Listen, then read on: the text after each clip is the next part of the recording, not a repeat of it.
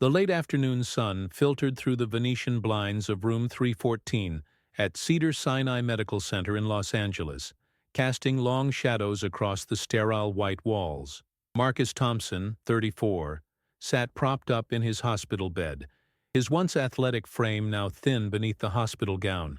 His dark eyes, though sunken from months of treatment, still held a spark of determination as he clutched his worn Lakers jersey. Number 34, Shaquille O'Neal. "You know, Mom, I still remember that night in 2000, Marcus said softly, his voice raspy but filled with warmth. His mother, Patricia, looked up from her knitting, her own eyes red-rimmed from sleepless nights spent by his bedside. Game 6 of the finals. I was 12 years old, sitting right there on our old couch in Inglewood, watching Shaq dominate the paint like nobody else could." Patricia smiled through her pain, remembering her young son jumping up and down, imitating Shaq's powerful dunks in their small living room. "You nearly broke that coffee table trying to slam dunk with your juice box," she chuckled, her voice catching slightly. The oncologist had been clear 3 weeks ago. Stage 4 pancreatic cancer, maybe 2 months left. But Marcus had made peace with his diagnosis in a way that amazed everyone around him.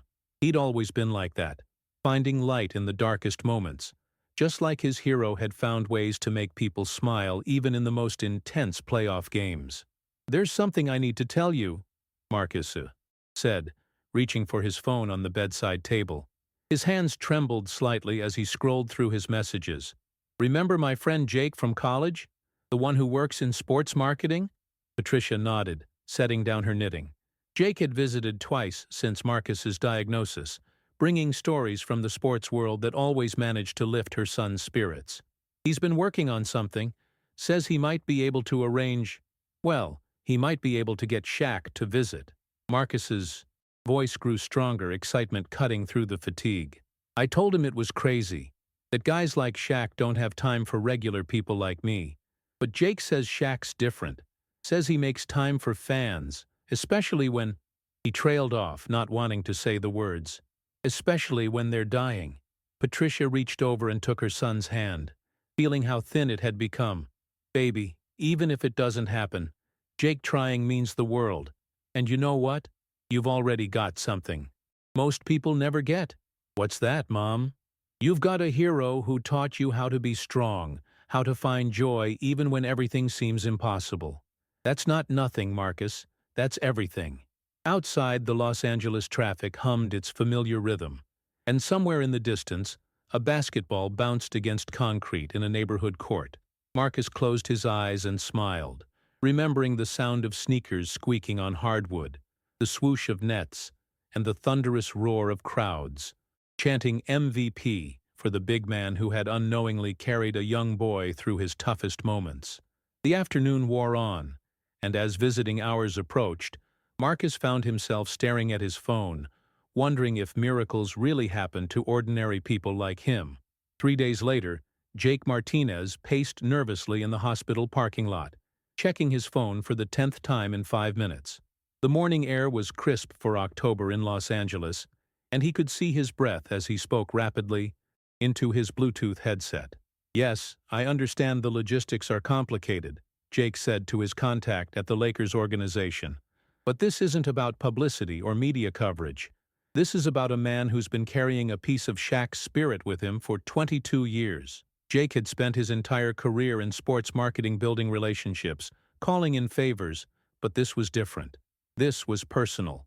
He'd watched Marcus fight through college while working 2 jobs, watched him build a small construction business from nothing, watched him volunteer at youth basketball camps every weekend despite his own struggles. And now he was watching his friend die. The call ended with a tentative, maybe, which in Jake's world meant there was hope. Inside the hospital, Marcus was having one of his better days. The pain medication was working, and he'd managed to eat some solid food for the first time in a week. He was telling his nurse, Carmen, about the 2001 playoffs when his phone buzzed. "Marcus, don't get too excited, but I need you to be ready for a visitor this afternoon." Jake's voice crackled through the phone speaker. "I can't promise anything, but just be ready, okay?" Carmen, a Lakers fan herself, raised an eyebrow. She'd been working at Cedars-Sinai for 15 years and had seen her share of celebrity visits, but something in Jake's voice suggested this was special. At 2:47 p.m., the elevator doors on the third floor opened with a soft ding. The first person to step out was a security guard, followed by Jake, and then a figure so tall he had to duck slightly under the door frame. Shaquille O'Neal, dressed in a simple black t-shirt and jeans, looked around the hospital corridor with the same intensity he once brought to reading defenses. At 7'1", he dominated the space just by existing, but there was something gentle in his demeanor, something that spoke to years of understanding the weight of other people's expectations and dreams. "Room 314? Shaq asked Jake quietly. "Right down here. Shaq, I can't tell you what this means." "You don't need to," Shaq interrupted gently. "I get it." As they approached Marcus's room, they could hear laughter from inside. Marcus was in the middle of telling Patricia about a dream he'd had the night before, where he was playing one-on-one against Shaq in their old Inglewood driveway. "The crazy part wasn't that I was keeping up with him," Marcus was saying, his voice animated despite his weakness. "The crazy part was that he kept calling me young fella and telling me to shoot my shot. Even in my dreams he's encouraging people." Jake knocked softly on the door frame. "Marcus, you up for some company?" "Come on in, Jake. I was just telling Mom about this ridiculous dream." Marcus's words died in his throat as Shaquille O'Neal stepped into the room, his presence immediately filling the small space. Patricia gasped audibly, her knitting falling to the floor. For a moment, nobody spoke. Marcus stared at his childhood hero, the man whose poster had hung on his bedroom wall, whose jersey he'd worn to school picture day in 7th grade, whose championship celebrations he'd watched on repeat during the darkest moments of his diagnosis. Shaq looked at Marcus, taking in the Lakers jersey, the thin frame, the bright eyes that held both pain and wonder. He'd done hundreds of these visits over the years, but something about this young man's presence, the way he held himself with dignity despite everything, struck him immediately. "Well," Shaq said finally, his famous smile spreading across his face, "I hear somebody in here's been talking about playing me one-on-one." The room fell silent except for the steady beep of Marcus's monitors and the distant sounds of the hospital corridor. Shaquille O'Neal, this giant of a man who had dominated basketball courts around the world, carefully pulled up the small visitor chair next to Marcus's bed. The chair creaked under his weight, and he chuckled softly. "Man, they don't make hospital furniture for people my size," Shaq said, immediately breaking the tension. "I feel like I'm sitting in my nephew's chair at Thanksgiving dinner." Marcus laughed, really laughed, for the first time in weeks. The sound brought tears to Patricia's eyes as she watched her son's face light up with genuine joy. "Mr. O'Neal, I can't believe you're actually here," Marcus said, his voice stronger now. "I mean, I know Jake probably told you about my situation, but you didn't have to—" "First of all, call me Shaq. Mr. O'Neal is my father," Shaq interrupted gently. "And second, Jake didn't have to convince me of anything. He told me about a Lakers fan who needed a visit, and here I am. Simple as that." Shaq noticed the worn Lakers jersey Marcus was wearing and pointed to it. "Number 34, huh? You know, I signed about 1,000,000 jerseys over the years, but I don't think I ever signed one being worn by someone who understood what that number really meant." "What do you mean?" Marcus asked, leaning forward as much as his condition allowed. "Most people see the dunks, the championships, the highlight reels, but that jersey, that represents all the times I got knocked down and had to get back up, all the games where my teammates needed me to be something more than just big, all the moments when I had to choose between being bitter about the tough times or finding a way to keep smiling." Shaq's voice grew quieter, more reflective. "Jake told me you've been doing that your whole life, even now." Patricia wiped her eyes, watching this surreal conversation unfold. Her son, who had been fighting to stay positive through months of aggressive treatment, was sitting across from his childhood hero having a conversation about resilience. "Can I ask you something, Shaq?" Marcus said. "When you retired, what was the hardest part? Letting go of something that had been your whole identity?" Shaq was quiet for a moment, clearly thinking about the question seriously. You know, people always ask me about missing the games, the competition, the crowd noise, but honestly, the hardest part was realizing that my value as a person wasn't tied to what I could do on a basketball court. That who I was, as a father, a friend, a human being, was bigger than any game I ever played. He looked directly at Marcus. Jake told me you've been volunteering at youth basketball camps even while dealing with your treatments, teaching kids the fundamentals, being there for them. That tells me you already figured out what took me years to learn. Marcus felt a lump in his throat. Those kids, they don't care that I'm not very good at basketball. They just want someone to show up, you know? Someone who believes they can get better. Exactly, Shaq nodded. That's what real strength looks like, not the stuff they put on highlight reels. For the next hour, they talked about everything and nothing. Shaq shared stories about his teammates, about the pressure of playing in Los Angeles, about learning to handle criticism and expectations. Marcus talked about growing up in Inglewood, about building his small business, about the kids he coached, and how basketball had taught him that every possession mattered, whether on the court or in life. Patricia watched her son become more animated than he'd been in months. Color returned to his cheeks as he laughed at Shaq's stories about Kobe's intense work ethic. Man, that dude would practice free throws until 2 a.m. if we let him, and shared his own memories of watching those championship runs. You know what's funny? Marcus said as the afternoon sun shifted through the windows. I always thought if I ever met you, I'd want to talk about that alley-oop against Portland in 2000, or the finals against Indiana. But this, just talking, this is better than any highlight. Shaq smiled, but there was something serious in his expression now. Marcus, can I tell you something? I've met a lot of people over the years, celebrities, politicians, other athletes. Most of them want something from me, want me to be Shaq, the basketball player. But sitting here with you, I feel like I'm just me. Just a guy having a conversation with another guy who happens to get it. As visiting hours began to wind down, Shaq stood up slowly, his massive frame unfolding from the small chair. But instead of saying goodbye, he did something unexpected. Patricia, would it be okay if I came back tomorrow? I mean, if Marcus is up for it. I'd like to hear more about those kids he's been coaching. The next morning arrived with unusual sunshine for late October in Los Angeles. Marcus woke up feeling different, not physically better. The cancer was still there, still doing its relentless work, but something inside him had shifted. For the first time in months, he wasn't thinking about time running out. Instead, he was thinking about time well spent. Patricia had arrived, early, carrying a small photo album she'd put together overnight. I thought maybe Shaq would like to see some pictures, she explained, showing Marcus photos from his youth basketball days, his coaching volunteer work, and his small construction projects around the neighborhood. Mom, you didn't sleep at all, did you? Marcus asked, though he was smiling as he flipped through the pages. Sleep is overrated when your son is having the week of his life, she replied, adjusting his pillows. At he was. Exactly 2 p.m., Shaq returned, this time carrying a small duffel bag and wearing a Lakers warm-up jacket. He moved with the same quiet presence as the day before, but there was something purposeful in his demeanor. How's my favorite Lakers fan doing today? Shaq asked, settling into the chair that seemed even smaller than before.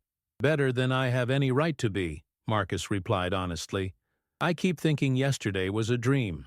Well, get ready for this to feel even more surreal, Shaq said, unzipping his bag. I brought some things. The first item he pulled out was a basketball. Not just any basketball, but one of the actual game balls from the 2001 championship series, complete with the NBA Finals logo. Marcus's eyes widened as Shaq placed it carefully in his hands. This ball was in the game where we clinched against Philadelphia. Game 5. I kept a few of them because moments like that shouldn't be forgotten. Shaq's voice was gentle. But I think it belongs with someone who understands what it represents. Marcus held the ball reverently, feeling the worn leather, the weight of history in his hands. Shaq, I can't accept this. This belongs in a museum or something. Nah, man. Museums are for things that are finished, done with. This ball still has work to do. Shaq reached into his bag again. And so do you. The next item was a folder, thick with papers and photographs. Shaq opened it carefully, revealing plans and architectural drawings.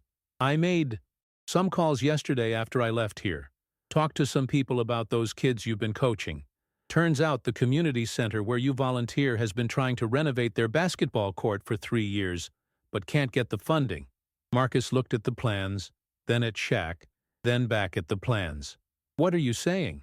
I'm saying we're going to build them a proper court. Full renovation, new equipment, the works. And it's going to be called the Marcus Thompson Community Court. Shaq's smile was enormous now. Your mom told me about your construction background. I figure you can oversee the project, make sure it's done right. Patricia gasped, covering her mouth with her hands. Marcus stared at the plans, unable to speak. But Shaq, Marcus finally managed, I don't know how much time I have to. Time isn't about quantity, my friend. It's about impact. Shaq leaned forward. Those kids you've been coaching, they're going to have a place to play for decades because of this. Your influence, your teaching, it's going to outlive all of us. Over the next 2 hours, they went through the plans together. Shaq had connected with Marcus's former construction crew, who had volunteered to donate their labor. Local businesses, once they heard Shaq was involved, began offering materials at cost. The project that had seemed impossible was suddenly not just possible, but inevitable. There's one more thing, Shaq said as the afternoon drew to a close. He pulled out his, phone and showed Marcus a video call interface. I want you to meet someone. The screen connected, and suddenly they were looking at a young boy, maybe 10 years old, sitting in what appeared to be a hospital room similar to Marcus's. Marcus, this is David. David, meet Marcus. He's the coach I was telling you about. David waved shyly from the screen. Coach Marcus? Shaq told me you teach kids basketball even when you're not feeling good. That's really cool. For the next 20 minutes, Marcus talked with David about basketball, about staying positive, about finding things to look forward to even on tough days. Patricia watched her son transform once again, becoming the teacher and mentor he'd always been, sharing strength he somehow found despite his own struggles. After the call ended, Shaq looked at Marcus seriously. David's in a children's hospital in Phoenix. Been there for months. But you know what he told me yesterday? He said talking to someone who understood made him feel less alone. Marcus felt tears running down his cheeks, but he was smiling. You're setting up a whole network, aren't you? Connecting people. We're setting up a network, Shaq corrected. This isn't about me anymore, Marcus. This is about people like you and David, and all the others who understand that real strength isn't about what you can do for yourself. It's about what you can do for someone else, even when you're fighting your own battles. As Shaq prepared to leave that evening, he turned back one more time. Marcus, I want you to know something. I've played in front of millions of people, won championships, made money I couldn't have dreamed of as a kid. But these past 2 days, sitting here with you, planning something that's going to matter long after we're both gone, this might be the most important thing I've ever been part of. Marcus looked at his hero, though he was beginning to understand that the word hero meant something different now, and nodded. Shaq, thank you. Not just for the court, or the visits, or any of this. Thank you for showing me that the game isn't over just because the scoreboard is running down. Thank you for showing me that what matters isn't how much time we have left, but what we do with the time we've got. That night, as Los Angeles settled into its familiar rhythm outside his hospital window, Marcus Thompson fell asleep holding a basketball that had once decided a championship, surrounded by plans for a court that would inspire children for generations, his phone full of messages from kids and coaches and community members who had heard about the project and wanted to help. He was still dying. The cancer was still there, still relentless, but he was also still living, still building, still teaching. And in the morning, there would be more work to do, more lives to touch, more proof that sometimes the most powerful slam dunks happen off the court, in quiet hospital rooms where giants remember how to be human, and Heroes discover that their greatest victories have nothing to do with games at all. The Marcus Thompson Community Court would open 4 months later, with a plaque that read simply, "In honor of a coach who taught us that the most important shot you can take is the one that lifts someone else up." But that's a story for another day.